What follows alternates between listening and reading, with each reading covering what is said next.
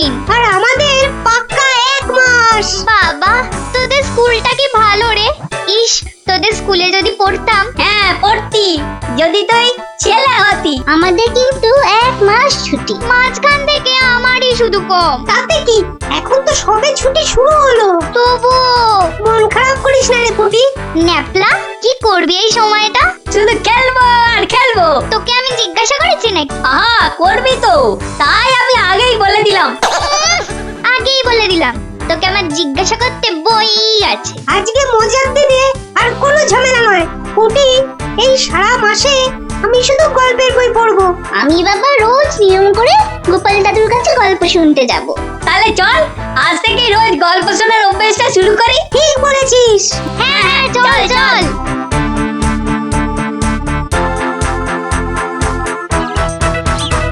দেখি রে, সবাই একেবারে সুবোধ বালক বালিকার মতো হাজির।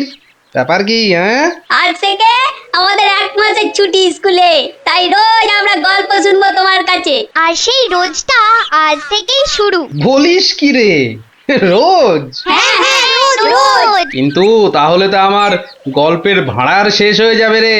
গোপাল দাদুর গল্প কখনো হয় না গল্প। বাহ, আবার কথাও শিখেছিস যে ভালোই। হ্যাঁ, কিন্তু তোদের 1 মাস ছুটি হলেও আমার তো আর রাজসভায় ছুটি নেই রে। তাতে কি, তুমি রোজ সবাই যাওয়ার আগে একটা, আর সবার থেকে ফিরে আরেকটা গল্প শোনাবে। সকালে হয় কি, ওই বিছানা থেকে উঠতে আমার দেরি হয় বুঝলি। আর তোরা তো অনেক সকালে উঠেই চলে আসবি গল্প শোনার জন্য। বুঝতেই তো পারছিস, খাওয়া আর ঘুম এই দুটোই আমার খুব প্রিয়। আর এর একটাকেও বাদ দিলে আমার সারাটা দিন কেমন যেন যায়। ঠিক আছে, বিকালেই শুনবো আমরা, তাই তো? ঠিক আছে ঠিক আছে। এখন তাহলে গল্প শোনাবে তো দাদু? এখন? হ্যাঁ দাদু, এবার শুরু করো না। হ্যাঁ হ্যাঁ, শুরু করো শুরু করো। আচ্ছা, বেশ বেশ বেশ, তাহলে শোন শোন একটা গল্প। মহারাজ, আপনি গুরুদেবের কাছে যাবেন বলে সকাল সকাল আমাকে ডেকে আনলেন, কিন্তু এই পোশাক কেন আপনার? কেন, রাজার পোশাকে কি গুরুদেবের কাছে যাওয়া যায় না? তা যাবে না কেন মহারাজ, কিন্তু শিষ্য হিসেবে এ পোশাকে না যাওয়াই মনে হয় ভালো। কথাটা মন্দ বলনি গোপাল, কিন্তু কোথায় এখন এই জামা কাপড় পাল্টাই? কেন মহারাজ, আমার বাড়ি আছে না? বেশ বেশ, চলো তাহলে তোমার বাড়ি। বাড়িতে গিন্নি আছে তো? না মহারাজ, আমি আপনার সঙ্গে যাব বলে ও একটু ওর বাপের বাড়ি গেছে। বাবা বাবা বাবা, বউ গেল বাপের বাড়ি আর গোপাল দিল রাজার সঙ্গে বাড়ি। চমৎকার চমৎকার।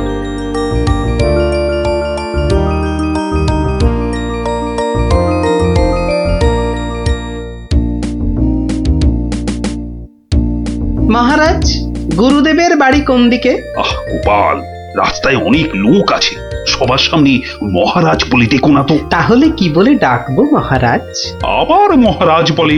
তুমি আমাকে হ্যাঁ, চন্দ্র বলে ডাকবে। বেশ, আচ্ছা চন্দ্র, গুরুদেবের বাড়ি আমরা কিভাবে যাব? কেন, নৌকো করে? এই না থুরি, চন্দ্র, ওই যে নৌকো। আয়, কে আছো? নৌকো ডাকো। চন্দ্র, এখানে আর আপনি মহারাজ নন। ঠিক ঠিক, না না, ভুল করে ফেলেছি গোপাল। চলো চলো, আমরাই নিজেরাই গিয়ে না হয় নৌকোয় উঠি। কোন দিকে যাবে গো? বলো চন্দ্র। চন্দ্র মানে চাঁদে যাবে? ঠাট্টা করছো আমার সঙ্গে? না না, আমার নাম চন্দ্র, আমাকে বলতে বলেছে। ওই তো, ওই পারে আমার গুরুদেবের আশ্রমে যাব। 5 মোহর লাগবে। মহারাজ মানে চন্দ্র, মোহর আছে তো? মোহর আনার কথা মনে করবে তো গোপাল। এখন কি হবে? আগে মোহর ফেলবে, তারপর নৌকো নড়বে। তাহলে এক কাজ করো, আমার গলার এই না না চন্দ্র, না। কি দেবে বললে? গলার হাত? না না, বলছে গলায় হাড় আটকে গেছিল, তো সেটা বার করতে গিয়ে যা মোহর ছিল সব বদ্যিকে দিয়ে দিতে হয়েছে। আজ নিয়ে চলো, কাল তোমাকে এখানে এসে আমি তোমাকে 5 মোহর দিয়ে যাব, কেমন? চেহারা দেখে তো ভদ্রলোক বলেই মনে হচ্ছে। ঠিক আছে, চলো, কাল কিন্তু মোহর দিয়ে যাও। আর একটু হলেই ধরা পড়ে যাচ্ছিলাম আর কি। কি বলছো বিড়বিড় করে? বলছে এক্ষুনি যদি ছাড়ো নৌকো করে ফস, কাল পাবে মোহর 5-এর বদলে 10। তাহলে তো পালের দড়িটা ছাড়তেই হচ্ছে। দাঁড়াও দাঁড়াও, ও মাঝি ভাই দাঁড়াও। চোখের কি মাথা খেয়েছে নাকি? এতক্ষণ পর বসা থেকে উঠে দাঁড়ালাম, তাও বলে কিনা দাঁড়াও। আহা, এ দাঁড়াও তো সে দাঁড়াও নয়, থামো থামো মাঝি ভাই থামো। এ দাঁড়াও হচ্ছে থামো। এ কথা তো পরিষ্কার করে বললেই হতো। এত দৌড়ে ঘাম ঝরিয়ে বলার দরকার কি? আস্তে করে বললে যেন আমি দাঁড়াতাম না। মাঝি ভাই, মাঝি ভাই, আমি আমি ওই পারে যাব, আমাকে একটু পার করে দেবে গো? যাব না কেন? নিশ্চয়ই যাব, যখন আমি 5 মোহর পাবো। এবার ছাড়ো তো দেখি ঝটপট। নৌকো যাবে চটপট।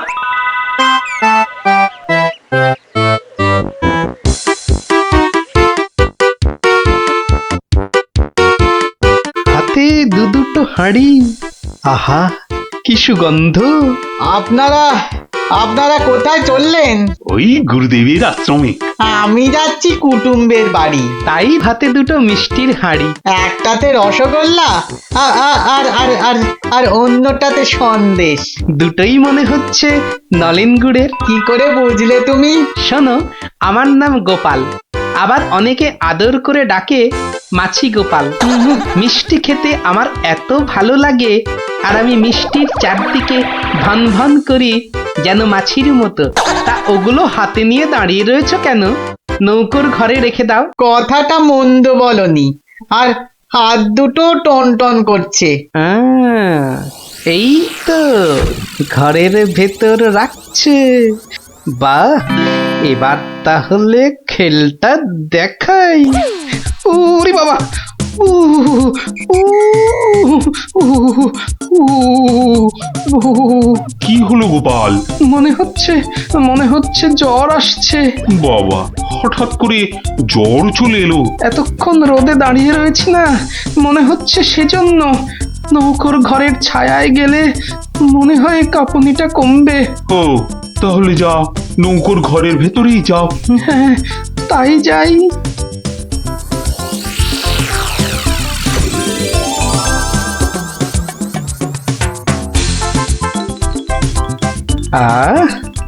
এবার শান্তিতে নলেন গুড়ের মিষ্টি খাওয়া যাবে।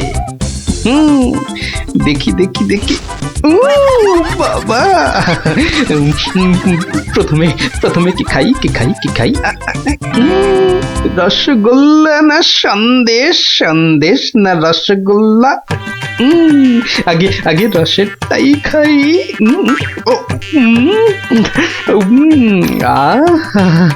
অমৃত। এবার সন্দেশ চেকে দেখি। শরীর মনে কেমন যেন একটা মিষ্টি মিষ্টি হাওয়া দিচ্ছে। এবার আবার রসগোল্লা, একটা সন্দেশ। মনে হচ্ছে যেন নলেন গুড়ের পুকুরে ভাসছি।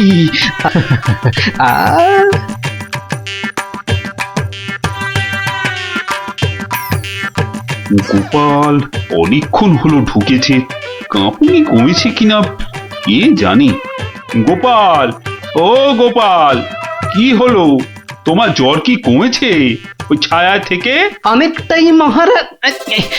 চন্দ্র, আসছি, একটু পরেই আসছি। এই সুযোগে আর কটা পেটে ভরে নি।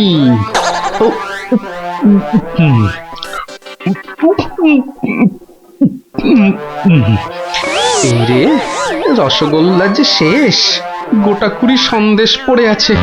এক কাজ করি, এগুলো জামার ভেতর ঢুকিয়ে নি, তাহলে মহারাজের গুরুদেবের কাছে নিয়ে যাওয়া যাবে। কমেছে জ্বর? অনেকটা। নৌকো তো পাড়ে চলে এলো, চলুন। হ্যাঁ, চলো চলো।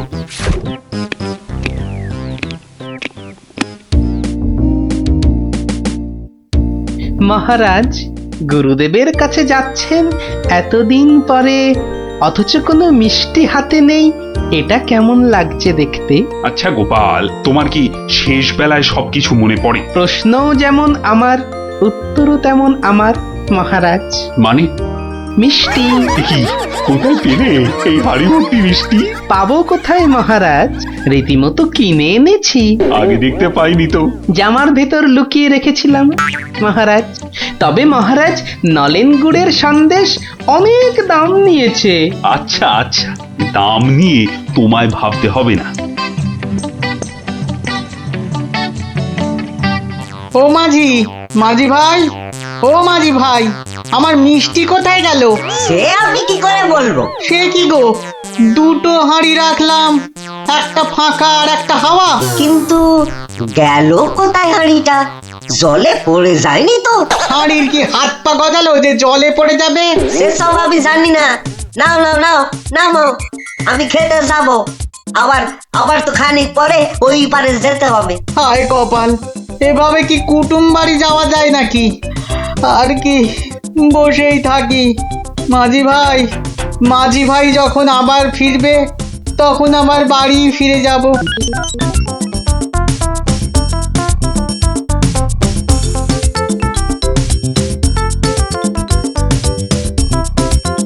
তবে গোপাল, তুমি যা মিষ্টির খেল দেখালে, তার কিন্তু জবাব নেই। শুধু মুখের জবাবে হবে না মহারাজ। বুঝেছি, পুরস্কার তো হবে হবে। এ কি, সেই বণিক না ঘাটে একা বসে আছে কেন? ওর মনে হয় আমাদের খুব পছন্দ হয়েছে, তাই আমাদের জন্য বসে আছে একসঙ্গে ফিরবে বলে। ঠাট্টা রাখো গোপাল।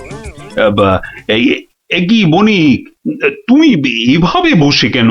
আর কি, আমার দুটো মিষ্টির হাঁড়ির একটা হাওয়া আর একটা ফাঁকা। তাহলে তোমার কুটুম বাড়ি? আর যাওয়া হলো না। কিন্তু তোমার মিষ্টির হাঁড়ি গেল কোথায়? মাঝি বলছে হয়তো জলে ঝাঁপ দিয়েছে। না না, গোপালের হাতে হাঁড়ি, তোমার আবার একটা হাঁড়ি নেই। গোপাল যেন জাদু করে মিষ্টি নিয়ে এলো। গোপাল, সত্যি করে বলো তো, এটা তোমার কার সাজি নয় তো? কি বলবো মহারাজ, মহারাজ, নলেন গুড়ের গন্ধ যে আমাকে পাগল করে দিয়েছিল। ছি ছি গোপাল, এ তোমার ভারী অন্যায়। কিন্তু মহারাজ, অন্যায় যদি আমি করেও থাকি, তাহলে আপনি, আপনার গুরুদেব, সবাই তো সেই অন্যায়টাই করেছেন। আহা, তোমার কি সত্যি পাটা গোল হয়ে, মানে মাথাটা কি খারাপ হয়ে গেল নাকি? না মহারাজ, বণিকের থেকে হাতানো মিষ্টি তো আপনি খেয়েছেন, আপনার গুরুদেবও খেয়েছেন, তাহলে আপনারাও তো সমানভাবে দোষী মহারাজ। না না না না, মহারাজ কৃষ্ণচন্দ্র আমার মিষ্টি খেয়েছেন, এ তো আমার পরম সৌভাগ্য। বলো কি গোপাল, তুমি করলে চুরি, আর মাঝখান থেকে আমাকে আর আমার গুরুদেবকেও করলে চোর? হ্যাঁ? সত্যি বাবা, তোমার তোমার বুদ্ধির দোসর মেলা কিন্তু ভার। সে তো হলো, কিন্তু এই বণিকের মিষ্টিগুলোর কি হবে মহারাজ? এই নাও বণিক, এইটি রাখো। আশা করি তোমার মিষ্টির কয়েক গুণ দাম তুমি এর থেকে বেশি পাবে। ছি ছি মহারাজ, আমাকে আপনি ছোট করছেন। রাখো বণিক রাখো, সেরকম হলে এই হার বাড়িতে ঝুলিয়ে রাখবে। কৃষ্ণনগরের মহারাজ কৃষ্ণচন্দ্রের গলার হার বলে কথা। জয় জয় জয় মহারাজ কৃষ্ণচন্দ্রের জয়, জয় জয় জয় মহারাজ কৃষ্ণচন্দ্রের জয়। এবার চলুন মহারাজ। হ্যাঁ চলো। মহারাজ, একটা কথা বলি মহারাজ। বলছিলাম যে, তাহলে কালকে রাজসভায় আপনার এবং আপনার গুরুদেবের চুরি করে মিষ্টি খাওয়ার গল্পটা বেশ তাড়িয়ে তাড়িয়ে ব্যাখ্যা করা যাবে মহারাজ। তুমি কি এবার সত্যি সত্যি পাগল হলে? সবাই কি ভাববে বলো তো? কিন্তু মহারাজ, এইসব কথা না বলতে পারলে আমার ভুঁড়ি যে যখন তখন ফেটে যেতে পারে মহারাজ। কিচ্ছু ফাটবে না গোপাল, তোমাকে চিনি না আমি? কাল তোমাকে সবাই 2 হাঁড়ি রসগোল্লা আর 2 হাঁড়ি সন্দেশ খাও। মহারাজ, ওগুলো নলেন গুড়ের হবে তো? আচ্ছা আচ্ছা, নলেন গুড়েরই হবে। জয় মহারাজ কৃষ্ণচন্দ্রের জয়। তাহলে গোপাল দাদু, তোমাকে এবার থেকে আমরা মাছি দাদু বলে ডাক। এই না না না, মাছি দাদু, মাছি দাদু। এই চুপ চুপ চুপ, সবাই শুনে ফেলবে রে। চুপ করবো একটা শর্তে। আবার শর্ত? হ্যাঁ, রোজ বিকেলে আমাদের গল্প শোনাতে হবে। না বাবারা, রোজ তো হবে না।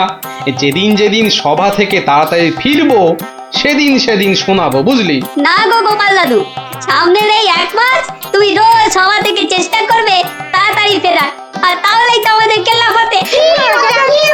আচ্ছা আচ্ছা। দারুণ দারুণ দারুণ মজা, গোপাল দাদুর গল্প খোঁজা। যত সব গল্প পাগল ছেলে পুলে।